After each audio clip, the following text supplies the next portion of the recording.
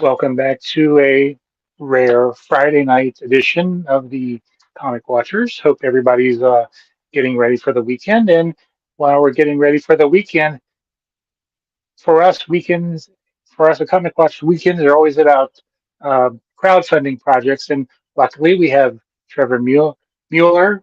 Did I mess it up? No, I didn't mess it No, up, you did did. I? No, that's right. Okay. Mueller. Yes, who is currently has a running a campaign to our good friends at Zoop, and he is here to tell us about it and whatever else comes up in the process. Yeah. So, um, I'll let you introduce yourself. And the first question I usually like to lead off with is, do you remember the first comic you read, or maybe the one that kind of made you want to really dive into things? Sure. Well, hello, everyone. My name is Trevor. I write comic books. I've been doing the indie comic scene and self-publishing scene for quite some time. However, Los Ojos, the book that is currently being funded on Zoop, is my first horror graphic novel. And it is a story about a hitman born with an ability when he looks people in the eyes, or Los Ojos, he doesn't see them as human. He sees them as angels or demons. It's kind of like John Wick meets John Constantine. To answer your question, the comic book that I first read and the comic book that first got me into comic book making are probably two separate comic books. So Mhm. back in the day, because I'm a bit on the old side, my parents would like go grocery shopping and they had spinner racks at the grocery store. And probably to get a break from myself and my younger brother, they would leave us at the comic rack and basically say, if you behave while we go and grocery shop, you can get a comic book and take it home. Now, on those spinner racks, they usually didn't have like the main big titles. They usually had stuff that was kid friendly. So a lot of Archie brand comics, but not necessarily just limited to the Archie characters. Archie at the time had like the animated Teenage Mutant Ninja Turtles comics, Zen the Intergalactic Ninja, Sonic the Hedgehog, those kinds of comics. And so I actually started off collecting the 80s Teenage Mutant Ninja Turtles comic book series from the animated series, from those. It wasn't, and so those are some of my first comic books that I ever got. It wasn't until I had a babysitter come over who introduced me to the original Eastman and Laird black and white indie Teenage Mutant Ninja Turtle comics that I fell in love. And I was like, oh man, like these are awesome. These are so much different than the cartoon. Like this is like I could probably do something like this. And then I ended up starting to go to a comic book store and get comics and made a pull box and had all of those fun things that are part of the comic book collector community. And as you can see from the books behind me, like I've got a variety of different stuff that I like. Now I mostly kind of collect books that my friends write, and anything else that kind of catches my eye, either from an art perspective or a writing perspective or any of that stuff. I've got a variety of manga and Western style comics as well. And then most recently, like I've even gone onto Webtoon. And so that's Mhm. expanded my network considerably of creators that I know and have worked with. And for me, it was kind of a fun challenge to flex a different type of muscle when it came to writing, because writing for the printed page is very different than it is writing for the vertical scroll, which is what Mhm. you do on Webtoon. So, long answer to a short question. Teenage Mutant Ninja Turtles is really what has kind of gotten me into comics. It was the first comic I ever kind of loved. And then the original Eastman and Laird books are the ones that really got me into comic book shops and got me into collecting comics from back in the day. I mean, if you want to take the timeline out even further, right? Like Image Comics launched in the early 90s and everything could suddenly go back to issue one. And I think I collected everything from Image for a period of time where, and I still have them to this day. I'm still collecting Savage Dragon. It's one of my favorite Mhm. books still to read when that comes out. But yeah, I mean, I was collecting everything that Image was putting out for a period of time, and I stuck with I think a chunk of them up through like the first 20 or so issues, and then after that, like I started to kind of cancel some titles because it was expensive, and they kept bringing out more and more books. But the ones that I loved, the ones that just caught my eye, either through the art or the story or any of those things, like I stuck with them, and I've never let go. It's like a pit bull, right? Bit Mhm. in and the jaws never unclenched. So when did you kind of start, you know, when did you get the bug to when did the bug bite to start writing your own?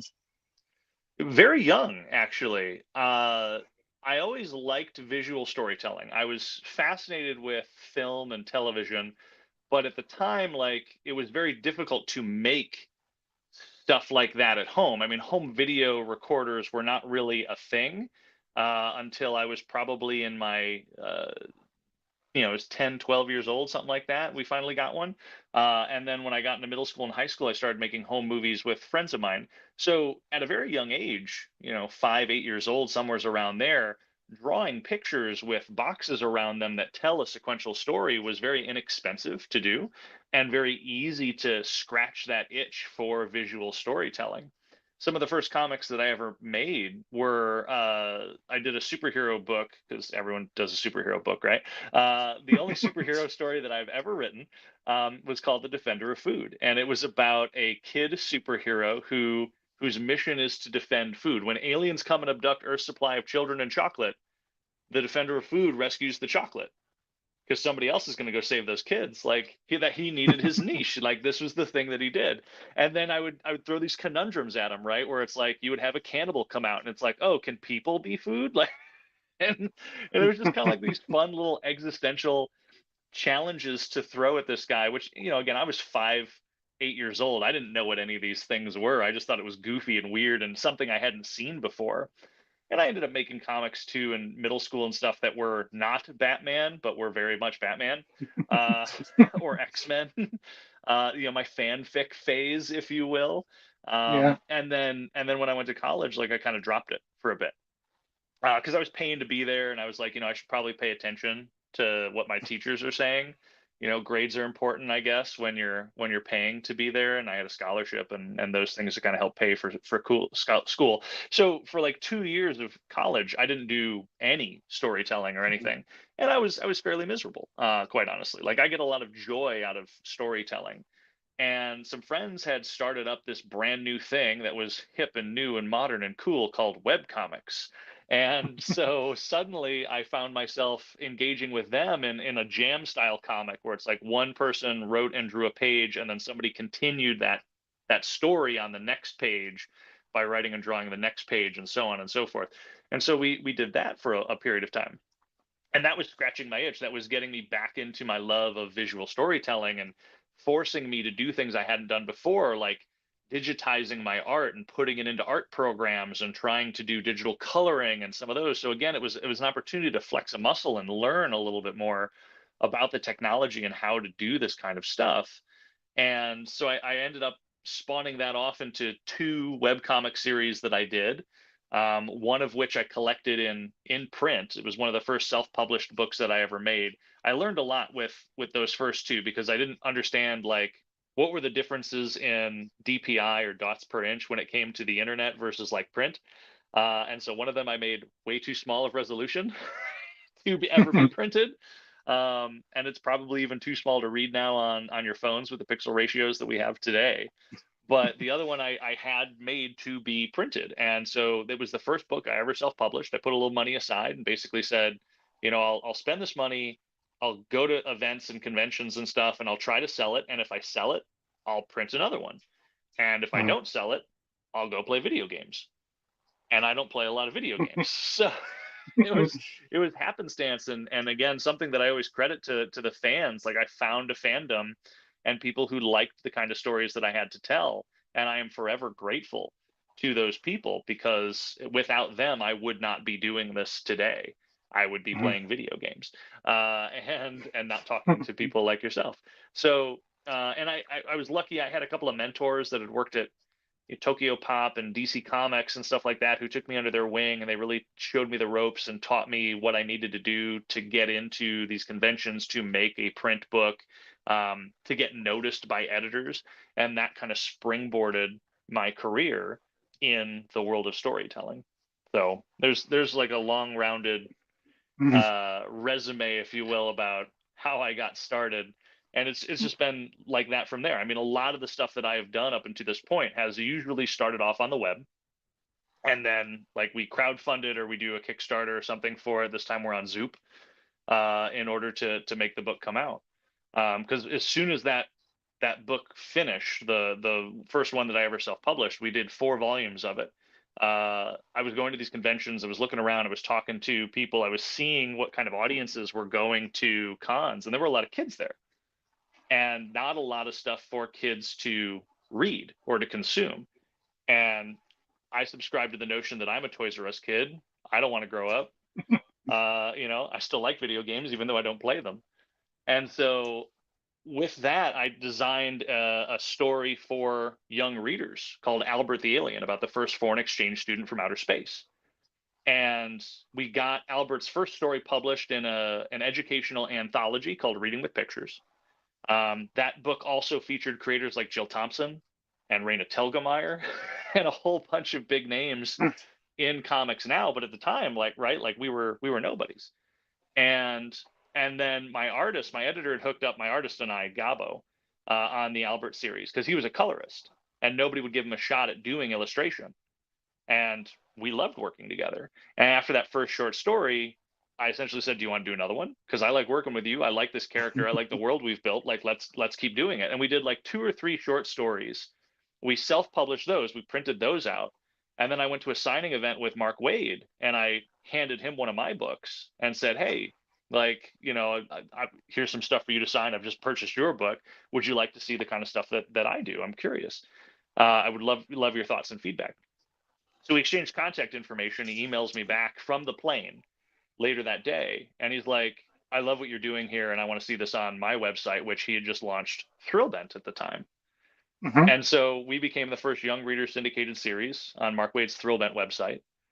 We did this comic for 6 years, made over 800 pages of content, and we got nominated for 2 Harvey Awards. And we self-published 4 graphic novels in that series.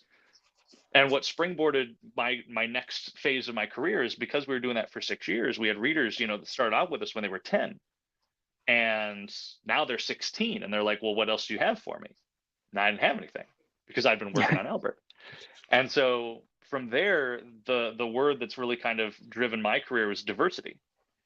How Hmm. much different kind of content can I create in different genres for different age groups? Because I have a lot of interests. I don't limit myself to any one particular category. I tend to lean towards genre fiction, horror, fantasy, sci-fi, that kind of stuff. But in terms of like audience content, those types of things, like I like a variety. I like, variety is the slice of life. So I did the 2 webtoon series, which are still updating right now. Nexus Point, which is a cyberpunk action story about hackers fighting bounty hunters, and Repossessed, which is I call a supernatural workplace comedy about college kids working at a pawn shop that sells demonically possessed items. Right? Right. And then I did Los Ojos, and so that's where we're kind of at right now. Yeah. I know that when I first met you, it was 2019 at New York Comic Con, and you were, we talked about Albert the Alien. So, and Mhm. when I saw that, you were coming out with this one, I was like, wow, that's a kind of a big leap. There were steps in between, in Yes, fairness. 5 years, the pandemic, Right. And a lot of the stuff that I was like, so honestly, like I wrote and we produced Los Ojos during the pandemic, and it was one of like 6 or 7 projects that I did. And it was my sanity check. It was my way of coping with the fact that I was stuck indoors, couldn't go anywhere, needed a release. And so that ability to kind of, for writers to go into their own heads and kind of live in and build out these worlds and these characters and to do these things was really what kind of kept me going through a lot of those situations. I also did a lot of stuff because I had a lot of kids and stuff on my newsletter. Like I did a lot of virtual events. I held a weekly kind of session about storytelling and world building for some of the people in my newsletter subscriber list so that we could kind of connect and stay as close to normal as we possibly could have in that particular Hmm. situation. But I sat on Los Ojos. I mean, Volume One's been done for 2 years, and I sat on it because it was such a radical departure from any kind of crowdfunding that I've done previously. Again, the last book I did was Albert Volume Four, which we crowdfunded it in 2018, and it came out in 2019. Hmm. And so when I was looking for somebody to go to for crowdfunding, I was like, wow, crowdfunding is a lot of work. The landscape has changed a lot since the last time I did it. And my audience is one, a lot older, but two, I don't know how much of Albert the Alien readers are going to translate over into this action horror book. Hmm. And I was nervous about it, right? I was nervous to pull the trigger, and so I sat on it for 2 years, and we just kept making more. Like we're already almost done with volume two, and it would be a 3 volume series is what we're aiming to do. Okay. But I did that one. I did Demon City. I did a bunch of short stories. I did a new series called Witches of Eastwick Boulevard, and all the first issues of these series are available on the Zoop campaign for Los Ojos, so people can check out and see what I've been doing and get a little preview of some of those things while supporting the campaign. Even if you don't want Los Ojos, like funding those books through the Zoop campaign just helps us, which is great, and you still get a copy of those books. But that was kind of my transition period, and then the webtoon thing as well. So Hmm. because again, that's more of like a TV PG 13 kind of story. So again, a little bit of a stepping stone to get to Los Ojos, which is very much a mature reader's book. Well, before we get into talking about the book itself, I see we have a few people watching. So if you have questions or comments, drop a drop a note, and we'll throw it up on the screen and see if Trevor can answer it. So No question let's is talk. off limits, but I will say that my trivia knowledge is limited. So let's talk about the book itself. I mean, you've already mentioned it and kind of explained what it is. Mhm. Um, what were the inspirations for for the for this story? Sure. Los Ojos stems from a question I feel like children ask each other often, which is if you and I were to change bodies, would green still look the same? Would colors still be the same way? And I tried to take that to the next degree, which is would I still perceive the world the same way that I do today? And I always ask myself a question whenever I'm writing a story, which is if somebody has like a special ability or a unique talent or something that's kind of quirky and supernatural or unreal about them, how do they monetize that? How do they make a living doing something with that ability? For the main character in Los Ojos, Andres Sanchez, he has decided to become a hitman for hire because he can see people not as people, but as angels and demons. He knows who's good and who's evil. He's like Santa Claus with guns, right? Like he knows if you've been naughty, he knows if you're awake. But he He's the believes that Futurama Santa. there you go. A little less demented than that one, but you know, ish, right? But the idea was right, like he sees the world in black and white binary terms, right? Good and evil, and he believes that evil walks among us disguised as people, and those are the only contracts that he takes. He's on this crusade to rid the world of evil. And the original story that we wrote came out through this tiny little publisher that doesn't exist anymore. The guy who ran the publisher decided to close it up and go make movies, which sure, why not?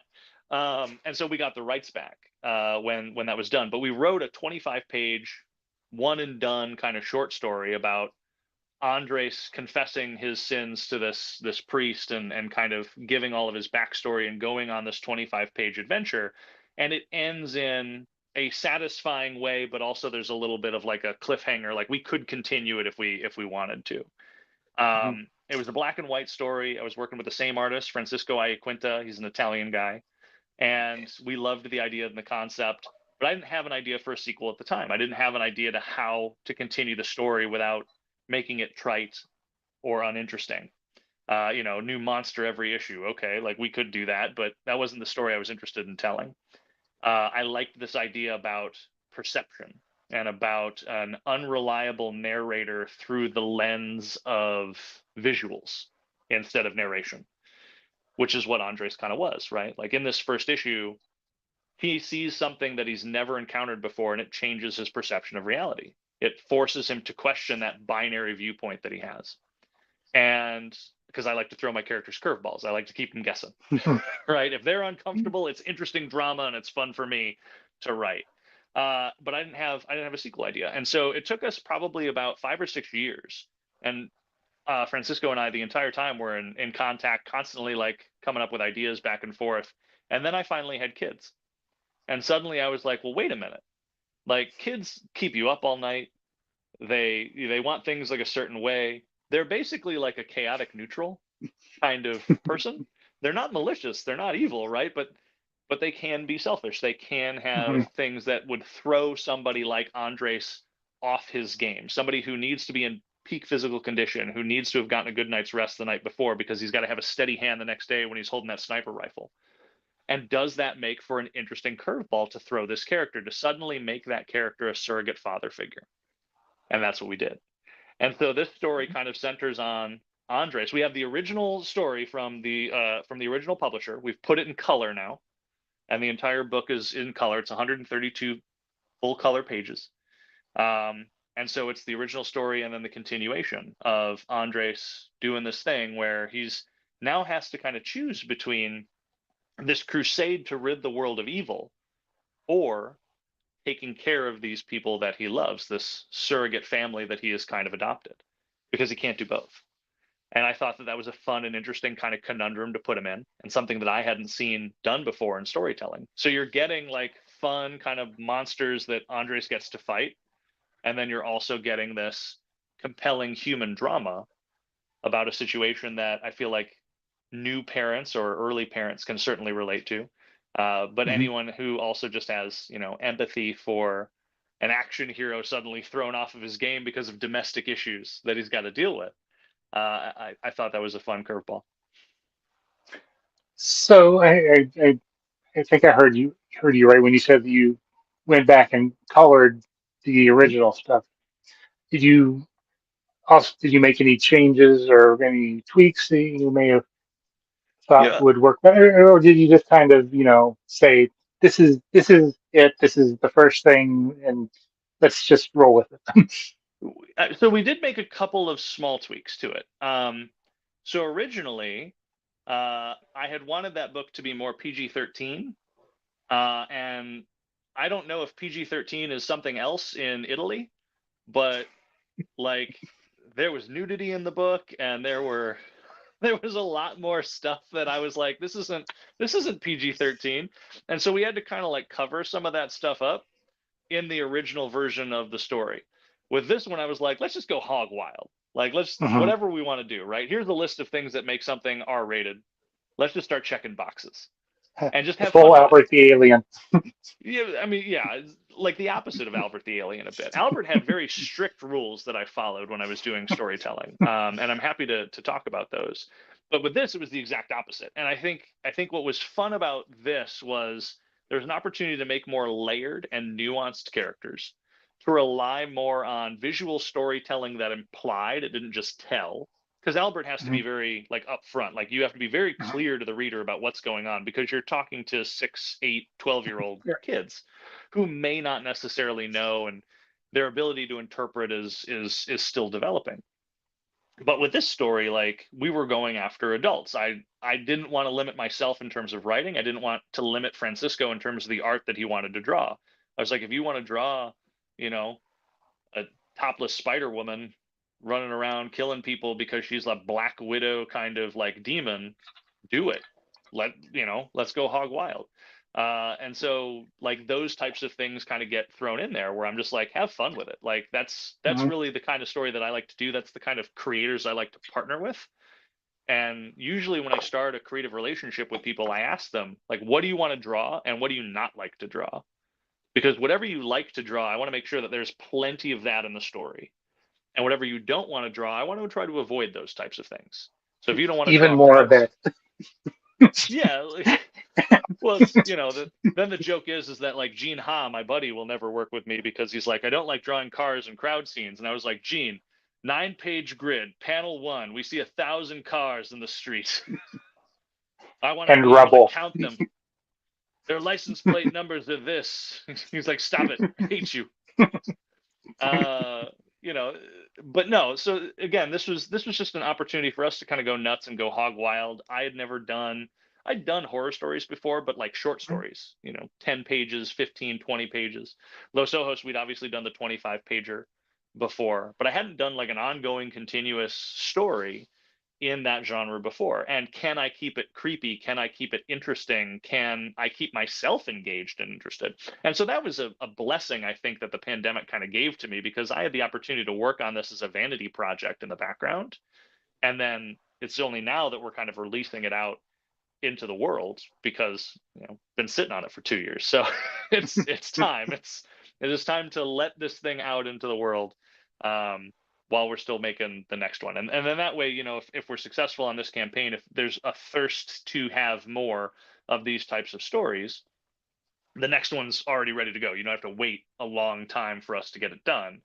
Mhm. I think we only have 20, 25 more pages to go in the second graphic novel, and then it's done. So it's already ready to go. So, are there any characters besides the main character um, in the story that you've kind of grown to want to explore more, Yeah, or kind of become attached to? That you really weren't in the beginning. They were just kind of there to, I guess, fill a role. Or so in the original short story, Andres was the focus, and everyone else was subliminal.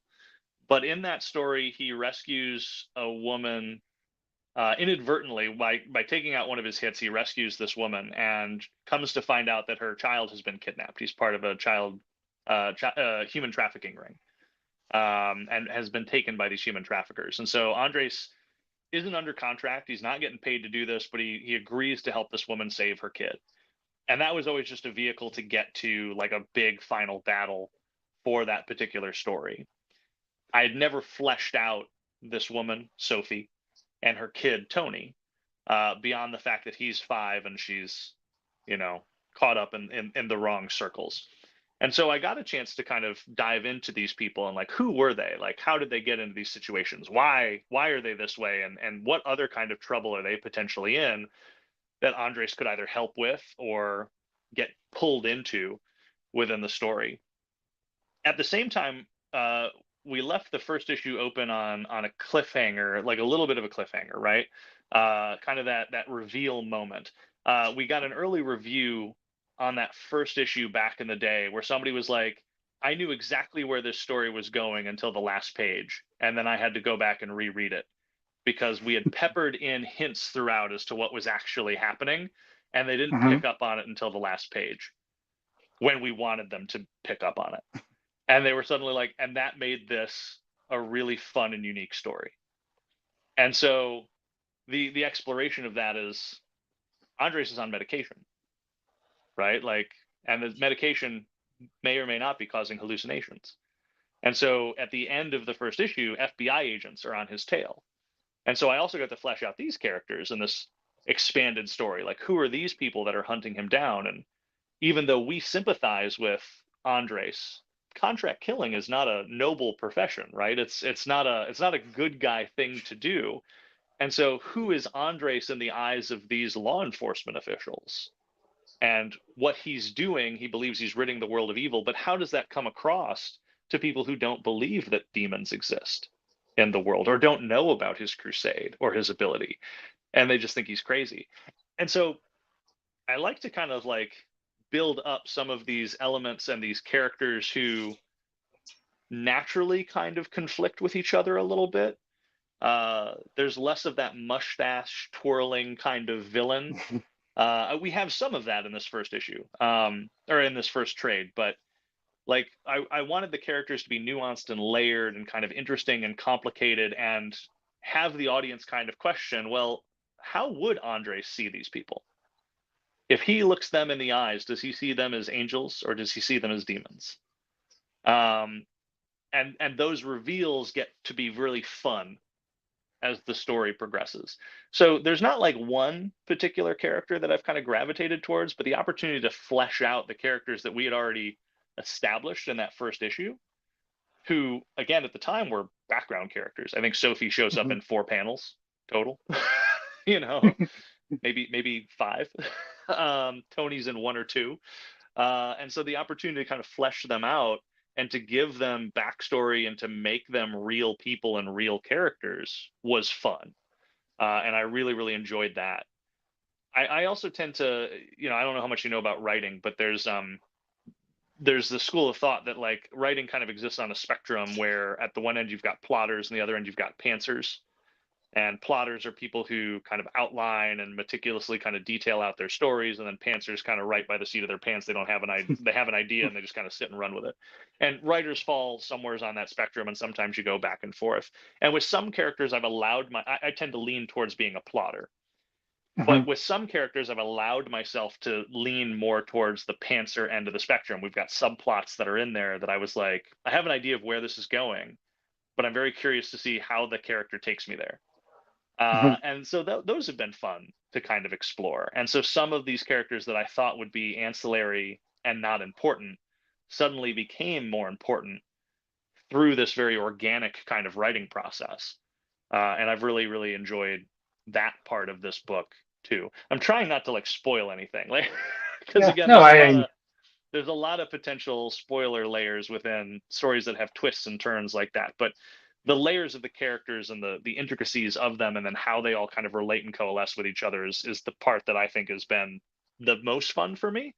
mhm, Um, and one of the reasons why I was really attracted to telling this story in the first place, versus continuing it 6 or 7 years ago, where it would have been much less nuanced. It would have been a little bit more surface level. It would have been more about him just fighting monsters.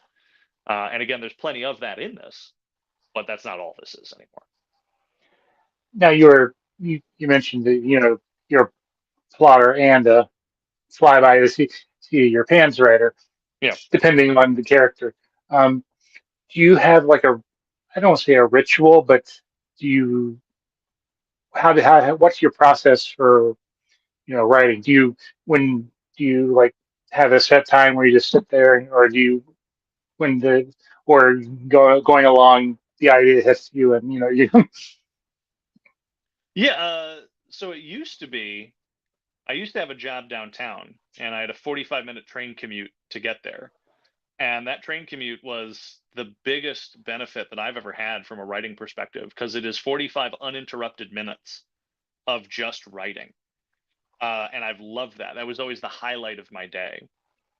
And then, not to go down a personal rabbit hole, but last year I got downsized twice from different companies, and so I'm now kind of doing this full time, um, which is very interesting. So, and it's changed the dynamic of when I write and how I write a little bit. So previously, what I would do as a plotter was I would follow like a very strict regimen that really helps me, because I also have ADD, and it really helps me to focus my ideas, and it helps me to get a couple of drafts done very quickly without doing a lot of actual writing work. It's mostly mental, and then it's kind of notes to myself. But so how I start off is I usually come up with like a sentence or five, like up to a paragraph, but usually no more than that, of what is the story of this issue, right? Like what are we trying to do in this graphic novel, and then what are we doing in this particular issue or chapter of that book. And it can, again, sometimes it's a phrase, sometimes it's a paragraph. From that, I then build up like a beat sheet. I'm like, what are the major story beats that I want to have happen in this issue, right? uh we reveal Andres's profession. Andres, goes on a hit. Andres meets this woman, Sophie. Andres has to save her child. Big fight scene. 5 bullet points, right? 25 pages. Mhm, So I take that beat sheet and I then break it down into a page by page outline, where I go, page one, this kind of happens, or page two, here's a cool thing that could happen, or a quote that somebody might have. They're kind of notes to myself. And that helps me to determine, can I fill an issue with story? Like, do I have enough here? Do I have too much here? Do I need to cut some out? And I can do a lot of editing within that, where I'm just writing like one or two sentences for however many pages of lines that I have. And from that outline, I then start scripting. So I've almost mhm, kind of gone through like a draft or two before I actually sit down and do the scripting side. And for me, that has just been super helpful and very uh, helps me be a lot more efficient with my writing time, especially when I'm going from being on a train, or now where I'm working at home all the time, because I'm never looking at a blank page unless mhm. I'm writing that initial description of what happens in that particular issue. So that's been very beneficial to me. That helps me to get my ideas out and keep things flowing and keeps the pacing going. And it also helps to tell me, like, can I, if I want this to be a 25 page per chapter book, how many story beats do I need? Do I have enough? Do I not have enough? Can I make them all fit? Um, and so I've really enjoyed that part of the process. Mhm. And it Is also that allows me to juggle a lot of different projects at once. now doing that? How does that work when it comes time to give it to the artist? And maybe they they come back and say, let's try this, or this would work better on the page. Or, Yeah, most of my artists, again, we have like initial discussions about what do you hmm want to draw or what do you not want to draw, and I'll usually ask that like every chapter or so, just to kind of check in. Or is there something you want to see happen next? All right, I might not do it in the next issue, but I might do it 2 issues from now or something like that, right? hmm So the collaborative process is very much there. When I get them the script, the collaboration comes in as to how they kind of interpret it, right? Like I might sit, some artists like more direction in terms of layout, in terms of panel count, in terms of those things than others. And I pride myself on being very flexible because I've worked with a lot of different artists from around the world, some of which English is not a first language or not even a language that they speak at all. They've got to use hmm Google Translate to to understand what I've put down on the page. I got a funny story about that one I can tell you about in a moment. Um, but so it allows me to kind of make sure that my scripts are curated to their strengths and hmm to their preferred ways of working. And I always open up my scripts with this is how I kind of see things in my head. But if you have ideas, if you have suggestions, if you would recommend we change something, like let's change it. It's rare hmm that that happens. hmm And that's not to say that I've got it right, but it might just be that they've gotten so comfortable with the way that I kind of work and working with me that there's a degree of trust that gets built up there over time. Um, so I've always kind of appreciated that piece. I'll go into the translation story right now. I wrote a panel in the original 25 page Los Ojos story, uh, completely forgetting the fact that Francisco was from Italy and English was the second language there. And I was using colloquialisms and I wasn't realizing I was using colloquialisms. But I had written a panel where Andres goes through a stack of papers, right? Like that's the line. That's what's happening in the script. And what I had meant was Andres is sitting at a desk, right? He's got a file that's open. I can see where this is going. He's looking at papers because he's researching, he's trying to figure out who his next target is. What Francisco drew was a vertical stack of papers from floor to ceiling, like that stack of books you saw in Ghostbusters, and Andres was piling through it like a football player going through a defensive lineman. And I had to say, sorry, my bad. This is what I meant. And moving forward, I now need to be aware to not use colloquialisms when I'm working with my artists from around the world. And thankfully, I've never had anything that funny kind of come back since then. But again, that was like a first for me and a learning experience. And I always like to try to learn from what Mhm. happens. But again, I think that was a bonding moment for Francisco and I because he was also like, I thought this was really weird. He's like, I didn't understand why this was in there. So, That but should it be was one all of the good. extras in the book. Yeah, I think we still have it in layouts. We never finished it, but I think we still have that in layouts. Because I also like to work in progress with my creator or my creative team too, right? Like we usually go through a couple of rounds of layouts, and that hmm allows us to catch like, oh, have we changed the layout? Oh, you know what, the layout doesn't work. We need to change a couple of things or panel sizes or these things. Hey, we've got too many panels, too few. We need this introduction piece that we didn't have before. We catch all that in layouts where it's less effort for them and it's an early opportunity for me. And so we go through like maybe a couple of rounds of layouts really quick, depending on how good it is. And then once we get the details in, right, that's when we go to the pencil stage and I can look at the details. And I'll usually ask for some tweaks sometimes in the pencil stage if they're needed. But at that point, like any major structural changes have been done. So like that issue with Mhm. that panel, like we caught that in the layout stage. like and so that way we didn't have finished artwork that Francisco had spent a lot of time working on and needed to change it. Plus, it was only one panel out of 4 or 5 on that page. So I think the process works well for me. Again, there's no one right way to write a comic book, and I'm a strong proponent of that. But I work with a lot of people who, I'm working. My repossessed artist is in China. My Nexus Mhm. Point artist is over in Spain. I'm working with a couple other Italian guys on some books. So I do work with a lot of artists from around the world, and again, that was a really strong learning experience as to what to do and what not to do when it comes to script direction with some of the artists I work with. He's so tired he hissed the wall.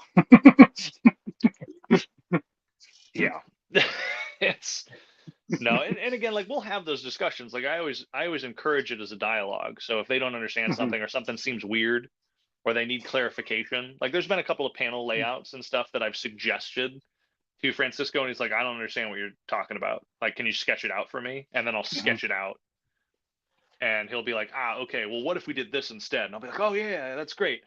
And Mhm. so it's fun and exciting. I like the collaborative process, and honestly, like working with so many different artists on so many different projects, to me feels like a gift. Like every time I get an email from them, it's like opening up a present because it's a new page of art from something, and I'm always like giddy about it. I always get really excited, and that feeling has never gone away in the almost 20 years that I've been doing this. So, long answer to a short question. No, that's That's my writing fine. process. I'm always interested in how different people work. So let's talk a little bit about the Zoop campaign itself. What are what's being offered as rewards for backing the project? Yeah, so the book is going to be a 132-page full color deluxe hardcover edition, and it's going to feature an exclusive cover by Ben Templesmith. You can only get that through the Zoop campaign. So really excited about that. Ben's a buddy of mine. We had dinner at Emerald City, and he was like, "Hey, I want to help out." I'm like, "Cool, let's do it." So we got to partner on that one, which was sweet. Um, we've also got so you can get the book either digitally or physically. You can get it signed by me. Unfortunately, you can't get it signed by Francisco because he's in Italy, and that would cost like double the amount of the book to ship it there and get him to sign it and ship it back. Um, but then he's also doing digital sketches and commissions that you can do on there. And Okay. last I checked, I think we still had maybe one commission slot open, and some of the sketches were still available too. So if you want him to do any art of your favorite characters, like he's welcome to do that. He loves Silverhawks, by the way. So if you ask him to draw Silverhawks, like you will become his best friend. Um, but so you can get those commission pieces on there. And then we've got a bunch of digital add-ons and rewards, which include some of the other stories that I've been working on. I did another horror story called Demon City, and the first issue is available on there. It's a supernatural crime noir story about the last homicide that will ever happen. Consumer, which is a short cyberpunk story that I wrote. It's a cyberpunk heist story about a group of kids that steal a piece of technology to review it on their blog, only to discover that it was evil to begin with. And then the first issue of Witches of Eastwick Boulevard, which is a suburban fantasy, if you will, about two sisters that wake up with magical powers and decide to use those powers to protect their town from things that go bump in the night. But unfortunately, their town is Danvers, Massachusetts, which in 1792 had to change its name from Salem Village. So they're not heroes, they're witches.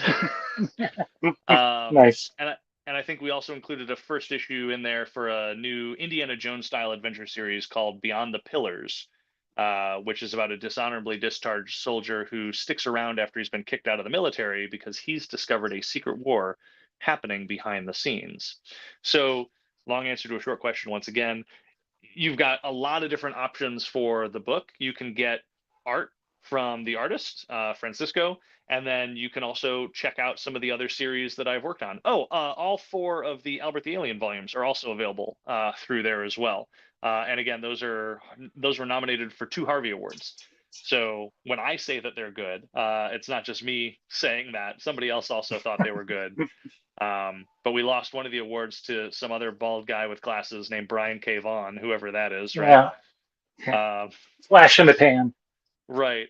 And then the second year, we lost the award to my buddy Mike Norton, because it was the last year he was doing Battle Pug, and so Battle Pug won that year. So again, it was great to be I, nominated, I, and I know Mike Norton, and so yeah, so I at least it was him you lost to. well, I texted him when it happened, and I was like, "Did you know you just won a Harvey Award?" And he sends me a picture back and of him holding a beer, and he goes, "Then I guess this is a celebratory beer." I, So, I I I remember when they did the Battle Pug beer. He mhm. did the so Revolution Brewery, yeah. arcade. Oh, they did it through arcade. Okay, I Yeah, couldn't remember which one, but I yeah. thought it was Revolution because they do a lot of comic focused beers. Yeah, Anyway, but yeah, so tons of awards and rewards that we can do on the Zoop campaign. We're about halfway through the campaign right now, and we're about halfway funded. So we got like I think 14, 15 days to raise less than 2 grand. Um, so we're just looking for people who like horror stuff and action stuff. Check out the book. If you like it, please pledge. If you don't like it but know somebody who would, please share the link. Even if you don't know somebody who would, like, please share the link, because that's a huge help for indie creators like me who again like are kind of starting from scratch on this one. Like it's a little odd because it's a departure from the audience that I normally reach out to and that I've normally kind of marketed to. But again, it was a fun opportunity for me to kind of flex a new muscle and to challenge myself to tell a more nuanced and layered and complicated story than what I had normally done with Albert, because Albert was like a kid's cartoon. You know, every episode, like things kind of reset and go back to the way things were, and it was fun to write. But this is fun to write too. Yeah. So was there, I mean, a reason why you chose to go with Zoop instead of crowd or Kickstarter? I mean, I know that eh, I'm going to guess that the reason is that they do all the fulfillment and help with the PR and stuff like that. Yeah, that was a huge benefit. Again, going back to what I had said earlier, like it had been a while since I'd done crowdfunding. The landscape had changed. The printers that I used to work with either don't exist anymore or, the contacts that I have aren't there anymore. And so I was really starting over from scratch again. And that behind the scenes process of finding those printers, getting those quotes, figuring out your shipping and getting your P&L, your profit and loss calculations together, what's our goal that we need to be in order to pay for this thing to make sure that we don't lose money in the campaign, like all that stuff. Like I had some of those things left over from last year or the last time I did it, and some of them translated and some of them didn't.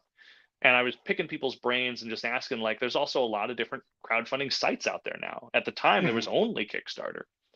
So who do I go with? Do I keep going on Kickstarter and I just keep doing it myself, which is exhausting? I mean, my wife and I, we would do all the fulfillment ourselves for the previous Kickstarter campaigns, where we spent an entire weekend just putting all the books and boxes and shipping materials together on our kitchen table.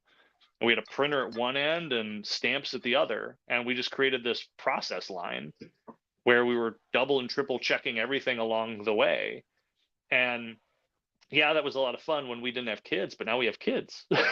Like it's a very different landscape. So I feel like I'm rambling a little bit, but the long answer to it, right, is that Zoop offers services that Hmm. do a lot of this for you. And Right. yes, they take a fee to do it, but it's a lot of work. It's a lot of admin work, and that allows me to focus on what I do best, which is one, telling the stories, and then two, talking to people like you about the stories, and they can help connect us together, which they did, which is fantastic and wonderful. And then they can also help with. I mean, they've got printers that they work with. Like I can talk to them about my goals. They've been fantastic collaborative partners because I've just basically shared like, here's what I want to do, here's how I want to do it. Is this right? Is this not? They'll give me expert advice. They've had several calls with me and whatnot, and they came highly recommended from people that I'd known who had either done a campaign on Zoop themselves or who knew people who had done campaigns and were recommending it. The last reason too why I didn't go back to Kickstarter as well was because the obvious opportunity on Kickstarter is whenever you do a project, everyone who's previously backed it gets a notification that you've got a new one that's out there. But I didn't know how much of Albert the Alien readers were going to transfer over to Hmm. this book. So I was like, I don't know that that's going to necessarily be a benefit. Plus, I can also just make an update real quick and tell them, like, hey, if you're interested in the next one, this one's a bit different, Hmm. but but it's out there. And if you want to check it out, Hmm. please check it out. And so we made a bunch of posts like that on there. So they're at least aware and informed. And if they'd like to come over and help support the book, fantastic. If they're not interested or they're too young or it's just not their thing, cool, not a problem. And Yeah. I'm not saying I won't go back to Kickstarter at some point down the road, but for this book and this first opportunity to get back into it, like Zoop made a lot of sense and they Hmm. have been really wonderful to work with. Okay. We have a few minutes left. You want to do a couple 5 questions? Well, let's do 5 questions Let's do it. if you Yeah. want. All right. Question number one: which writers influence you? Be it their style or just the way they you know their work translates to the comic page or to the just in a book itself. Yeah. Well, there's a lot of writers that I draw inspiration from. For this book, I think I was reading a lot of Neil Gaiman at the time Hmm. and Alan Moore, uh, and then watching a lot of, again, like John Wick movies. So I was trying to like amalgamate all of those things. But I mean, I like Robert Cookman. I like Justin Jordan. I have books by Mark Waid, and I love Mark Waid's writing. Brad Meltzer is a fantastic writer. Jimmy Palmiotti is a great writer and a great guy. I like some of the impactful notes of like early Frank Miller, like 1980s Frank Miller. We're talking like Dark Knight Returns, Sin City, Hmm. like those types of titles. And Joss Whedon's run on like X-Men and stuff was phenomenal. Never mind what has happened to his career since then. Like the writing was quite solid, and Hmm. I like that style that he had for some of those pieces. So I would say each and every one of them probably influenced a little bit on this particular project, but no more so than like an Alan Moore and a Neil Gaiman at the time. Because again, I was rereading Sandman. It's a great book. Okay. Question number two. I'm going to strand you on a desert island, and you can only take 5 things to read for the rest of your time there. Mm. But yeah, I will give you like a complete run of a series done by one a writer because artists change, but Yeah. I'll make it easy. And since you're a writer, I'll. No, I appreciate that. And I'll assume that I have food and water and shelter. A couple of books. Invincible by Robert Mhm. Kirkman. I absolutely love that book and that series. And he mostly had the same creative team throughout. Um, I really liked Chew. If you've read Chew, that one was great. And then a little known book that came out before Wildstorm got absorbed into DC Comics, but Jim Lee wrote it and drew it, called Divine Right: The Adventures of Max Faraday. And I don't know if you've ever read this book. I don't think anyone else did. It was only like 14 issues.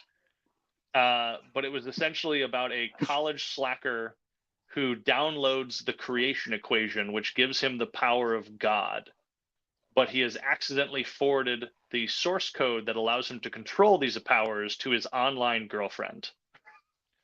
And suddenly the entire Wildstorm universe is hunting this guy down. Like Gen 13, Wildcats, like all of these characters Jim Lee has created are in this book in 14 Mhm. issues. And I absolutely love those 14 issues. They're just wonderful and amazing and fantastic. So I'd bring that one too. How many is that? Is that Okay, three, four? that's two. Was that two? Invincible, Chew, Invincible. Divine Okay, Right. yeah. So two more. Um, Man, can I still get like a pull list where I keep getting more stuff? Because the Battle Angel Alita books are some of my favorite manga, right Hmm. up here, and there's the Mars Chronicles are still coming out, and I have to know. I have to know how it ends. Uh, so We'll I work would it out. bring. We'll airdrop them to you. There you go. I'm on a desert island, but there are airdrops. So I would bring Battle Angel a little along because those books are phenomenal and fantastic. Now I'm looking at the books behind me. What else? What else would I bring, man? That's a great question.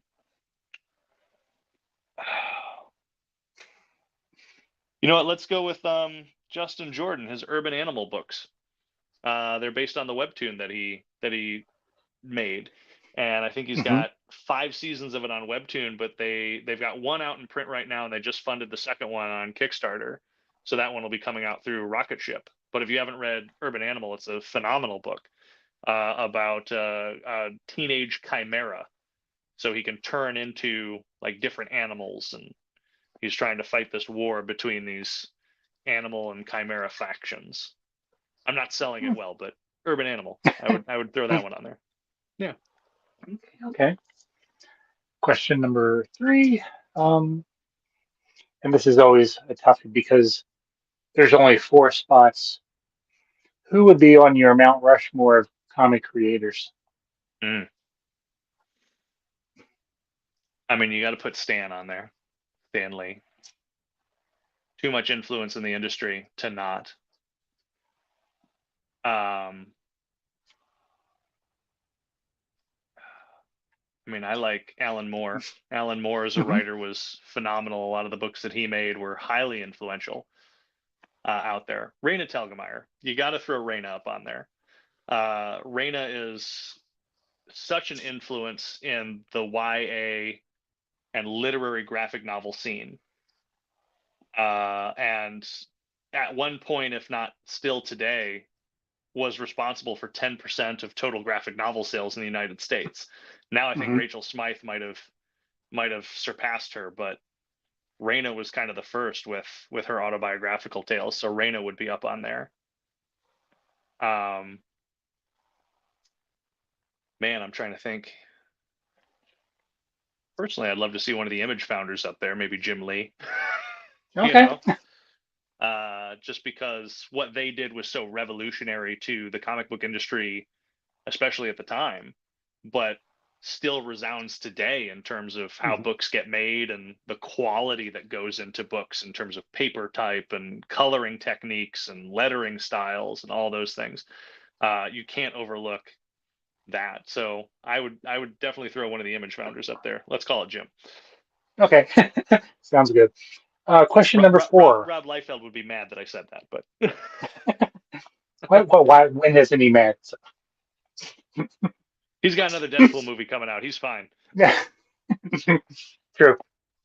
So question number four.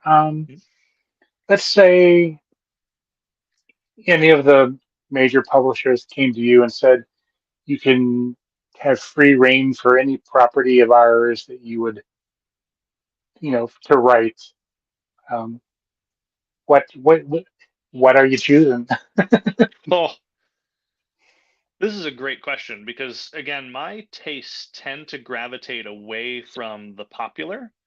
So, like, yes, I have an X-Men or a Batman or a Spider-Man story in me. Is it going to be as good as what everyone else has done within those characters? Who knows? But the types of like Batman, I'm more interested in the detective side of him. So I like a mystery. I like a long Halloween take on like Hmm. Batman. So I'd want those types of stories. But honestly, like I want to do a revival of some of the Wildstorm characters. I know that they keep bringing back Wildcats, and each time they do it, I'm always collecting it. I think it's brilliant. I haven't seen anyone tackle Gen 13, and I'm nervous to wonder like is Gen 13 such a product of the 90s that it can't be revitalized, or do I I have a thought take Gail. on? I Go think ahead. Gail Simone did it, and it was good. Yeah, I mean, Gail's a fantastic writer. Did she do a reboot of it? I thought she did a continuation. I thought she was one of the regular Yeah, writers yeah. on it. I can't remember if it was a reboot or kind of a continuation of it. So. I thought she was involved in the main series, but I could be mistaken. Mhm. Um, but yeah, I mean, I'm sure I own them somewheres, and because I was collecting those for the longest time. Um, but yeah, I would love to do like a reboot of something like that, which would be fun, or maybe a story about the Question from DC, Mhm. like that would be fun, or like a bunch of X-Men characters that nobody cares about. You know, like they did that Exiles book, and that Exiles book was fantastic because they had, like Blink and a handful of other X-Men characters that like were a bit popular but were never intended to be like lead characters, and then they made them nuanced and layered and interesting and fun, and they put them on these time travel adventures. Like I like that kind of stuff, and like that's what I would be interested in doing, is telling like a mystery kind of genre fiction story with some of those stuff. Any of the 2099 characters, Mhm. I'd be down for that. I So, mean, so obviously, Spider-Man's been big, but like, where's my 2099 X-Men? Where's my 2099 Doom?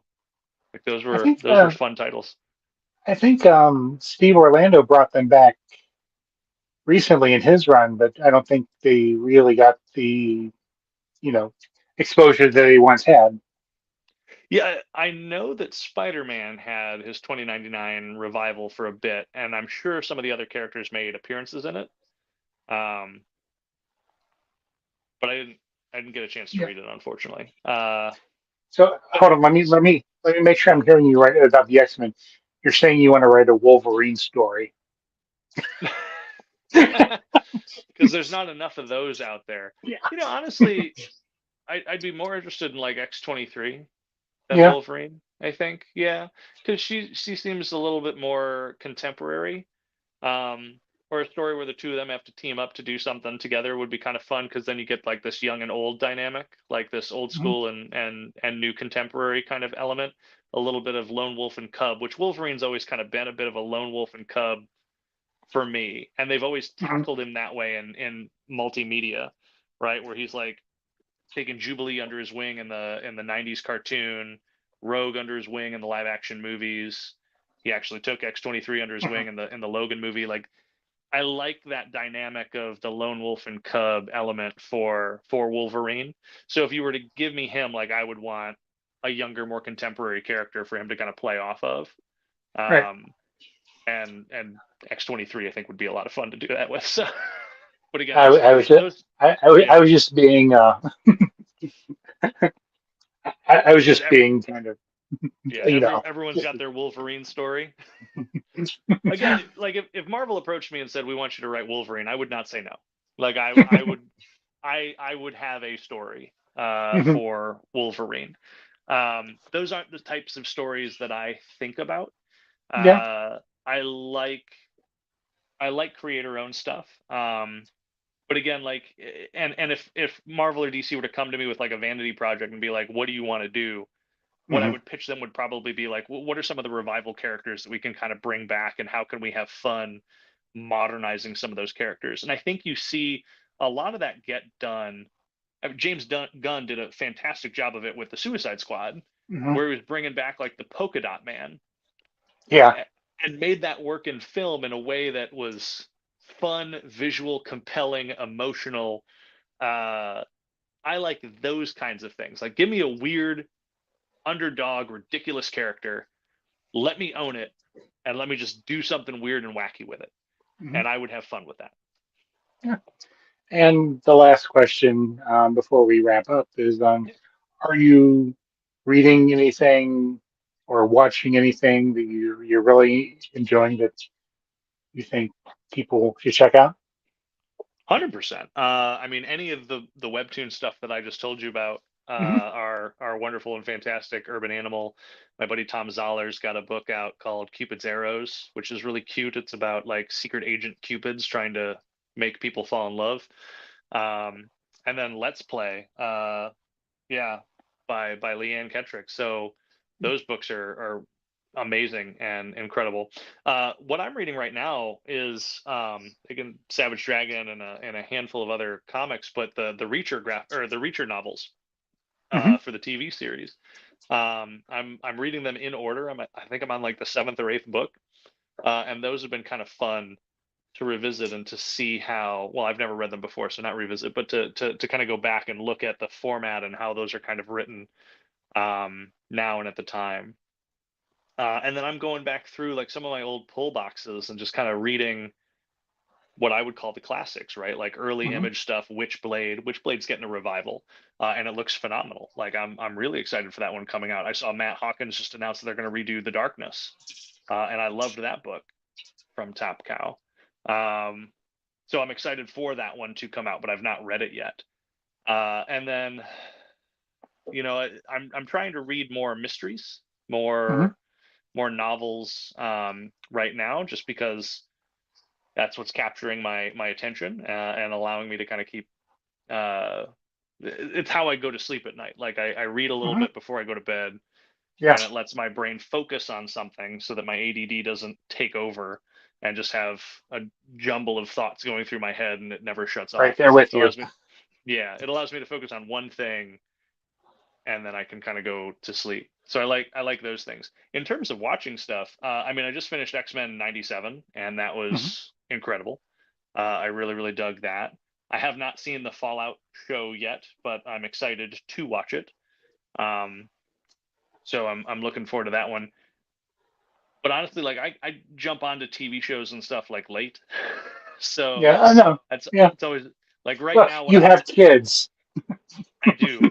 And I only have so much time in a day. And then if there are certain things that I want to watch, like my wife doesn't necessarily want to watch them with me. And so I have to choose, do I want to hang out with my wife or do I want to watch this thing? So like I just finished Godzilla minus one, which she was not interested in, but I was like, I can Hmm. get this out in like a night or two. And so I really enjoyed Godzilla. That Hmm. was that was great. But what I'm watching right now is Bosch on Amazon Prime. Um, it's a top procedural series, one of the first Amazon original series that they had come out, and it's based on a book series. And I like the mysteries. I like the crime procedural that they have in there, and it's much more realistic and less serialized than like an NCIS or The Rookie or Castle or any of those types of shows. It's a little bit more adult than those shows too, and I like the layers of mystery that they've kind of built into it. So I'm really enjoying the writing and the acting in those shows because I'm honestly outside of comics, like I'm learning how to write screenplays. I want to write a movie or a TV show. I've written 3 movies.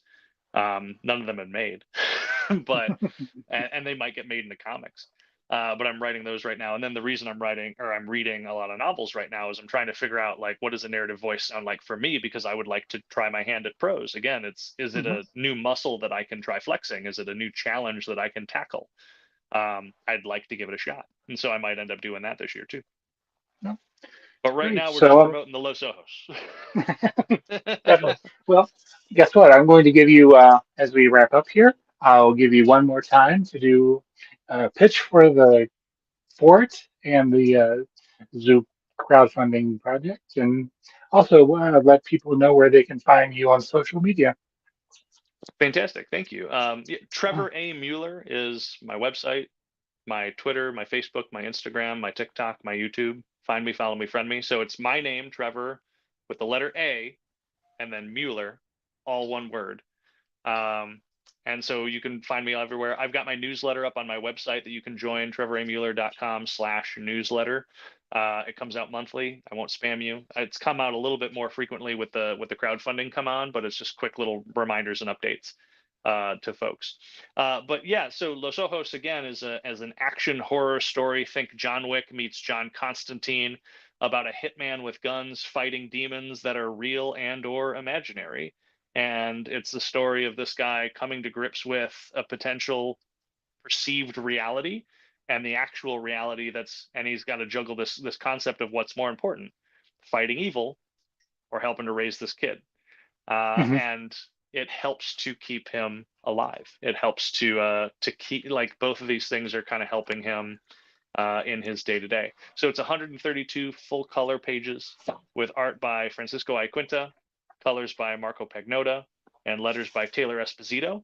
And then we've got an exclusive cover by Ben Templesmith that you can only get on the Zoop campaign. So we've got about 14, 15 days left. and we're trying to raise another two-ish grand to get this book to be a reality. So any support that you guys can give me, I greatly, greatly appreciate it. If you're unable to give me support, I absolutely understand. Or if it's not your thing, I totally get it. But if you're able to share the link, that is such a huge help and something that I would really appreciate. So thank you. Yep. Well, we will continue to follow the campaign on our weekly crowdfunding corner over on comicwatch.com. And best of luck. And, you know, uh, if you ever have any other, whenever you have books that you would like to talk about, it'd be great to have you back. Let's try not to make it 5 years.